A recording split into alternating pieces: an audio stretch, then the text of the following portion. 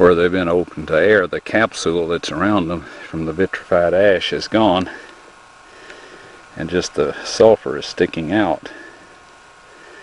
But everywhere the eye goes, we see more and more and more of these. Just no end to them. It shows that they rained upon the city at close approximations, and the combined heat of all of these set the whole thing fire.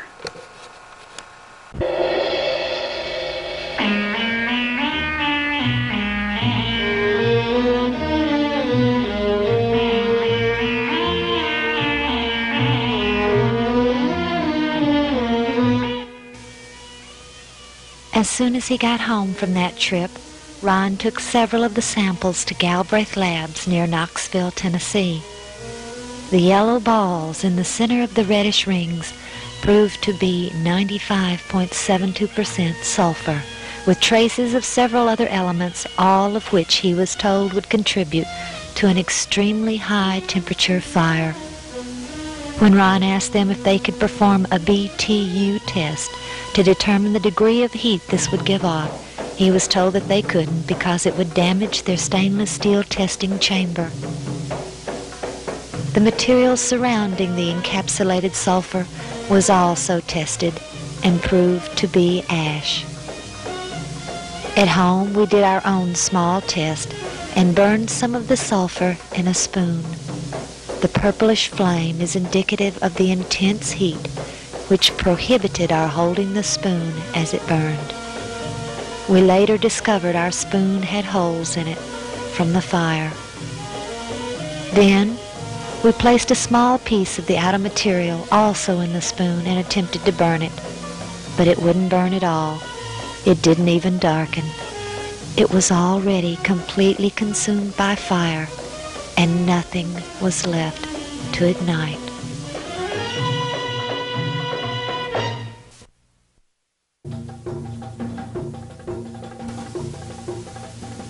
Sodom and Gomorrah, Admah and Zeboim, and Bela, or Zor. We've seen some of the evidence, but now where are these sites located? The one we have just been in is located here, just below Masada, in a plain bordering the Dead Sea. The largest site is located here, behind the largest rock salt mountain in the world, Mount Sodom. Looking at a satellite photo of the area, the squarish shape of the city can be seen. This one too rested on the plain, with one side nestled to the impassable mountains to the west. The smallest one can be seen here. It is located here, and we feel confident in identifying this one as Bela or Zor. The square shape, so readily visible, tells us quite a bit about the city. In his book, Ancient Mesopotamia, by A. Leo Oppenheim, page 134, we read, quote, "Square, rectangular, and round cities are typically new foundations." End quote. He explains how, as the cities grow in population, they expand their boundaries as needed, and never would the expansion radiate outward evenly on all sides.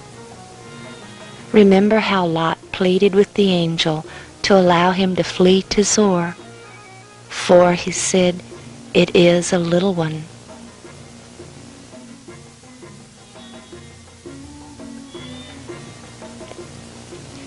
If this is Zor, we feel equally confident in calling this site behind Mount Siddim Sodom. We also must note the great salt mountain interposes between these two sites. If the salt pillar of Lot's wife still stands, we believe it would be in this area. The site below Masada is the second largest site and the best preserved. We believe this would have been Gomorrah.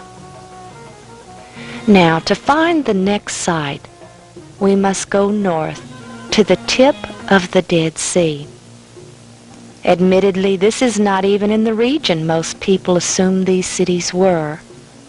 There is no later scriptures to help us locate this one, which we believe was Admah. So we will go to the last one, Zeboim. The last site is even further north. It lies here. Again, this is far from the commonly accepted areas for these cities, but in searching the scriptures, we found a most astonishing passage. In 1 Samuel, chapter 13, verses 16 through 18, we read how the Philistines set up camp in Michmash. Dividing into 3 companies, one went north unto the way that leadeth to Ophrah.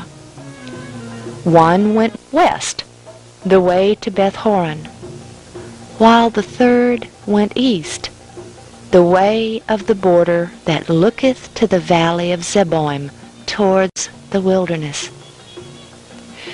Even though it had been hundreds of years since its destruction, the name of Zeboim still remained. It was common for new cities or new areas to receive the name of an old destroyed one in the area, such as the 3 Jerichos which span over 3,000 years.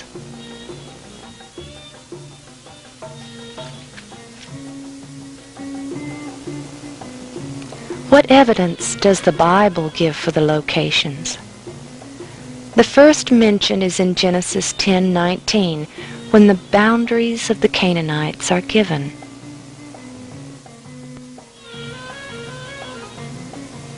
And the border of the Canaanites was from Sidon, as thou comest to Gerar, unto Gaza, as thou goest, unto Sodom, and Gomorrah, and Admah, and Zeboim, even unto Lasha, or Laish, which later was known as Dan.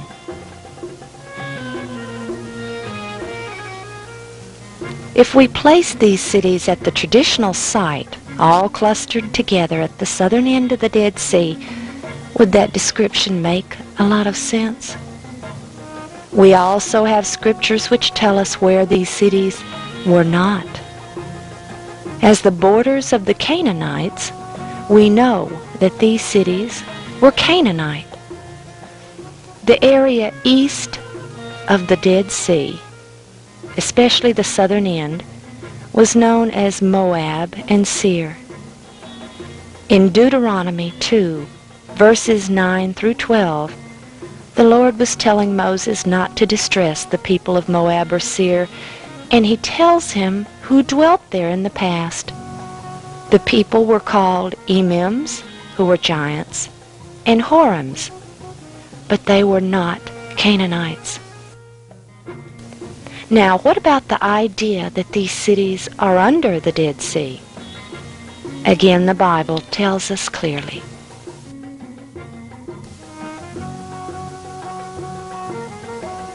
In Genesis 14, soon after Lot chooses Sodom, we are told of an invading army who conquers the cities of the plain and take Lot and his family hostage. These invaders come around from the south, and the king of the cities of the plain come out to meet them in battle in the Vale of Siddim. Now, where is this vale? The Salt Sea.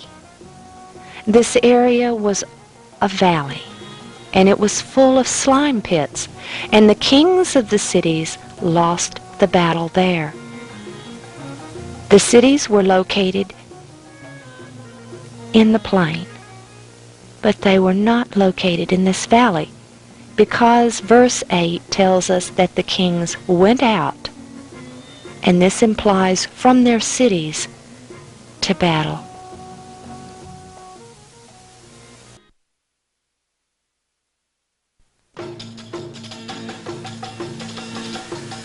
Once Ron and Richard had found the sulfur within the hardened capsules of burnt sulfur, the next step was to see if there were other examples of sulfur occurring in this manner. We consulted geologists and chemists. We researched at libraries and universities. And the result is that we have found no other single case of sulfur in this form being found anywhere. What we have learned is that most native sulfur occurs in the crystalline form. Visiting the Smithsonian Museum, we photographed all of their specimens that we could find, and every one was the crystalline form, but none of the round, soft spheres the consistency of pressed powder. We researched where sulfur was to be found, and we came up with 3 locations. Number 1, at or near the crater rims of active or extinct volcanoes where the sulfur was given off from gases. Number 2, and less commonly, it's found in veins associated with sulfide ore minerals. Number 3, and the largest deposits by far, are found in what are called salt domes, and this is sedimentary rocks associated with anhydrite and gypsum and limestone and salt. In these, first we have a layer of limestone, completely barren of sulfur, but usually containing anhydrite and gypsum.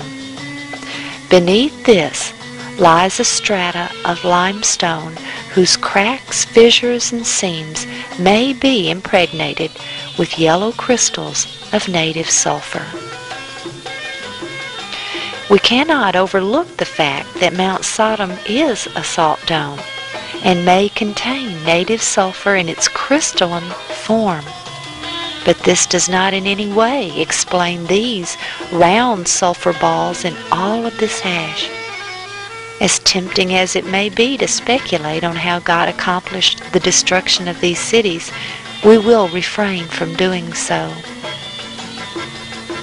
The final point we came up with is that we simply find no other instance anywhere of round, pressed powder consistency balls of sulfur surrounded by hardened capsules of burnt sulfur embedded deeply in pure ash anywhere.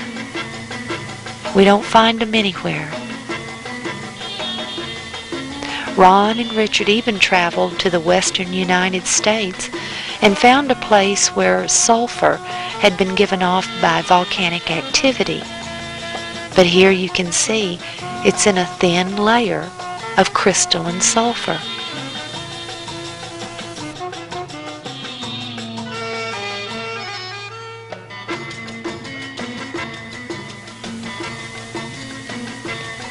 The shape of the buildings and city walls was also a subject of our investigation.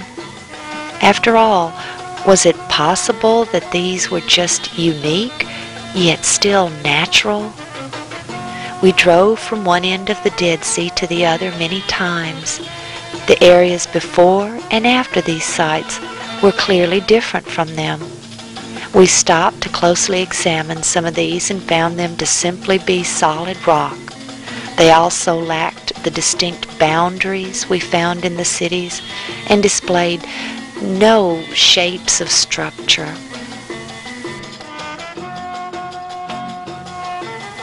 We found many characteristics in these sites that were just too much evidence to be coincidence.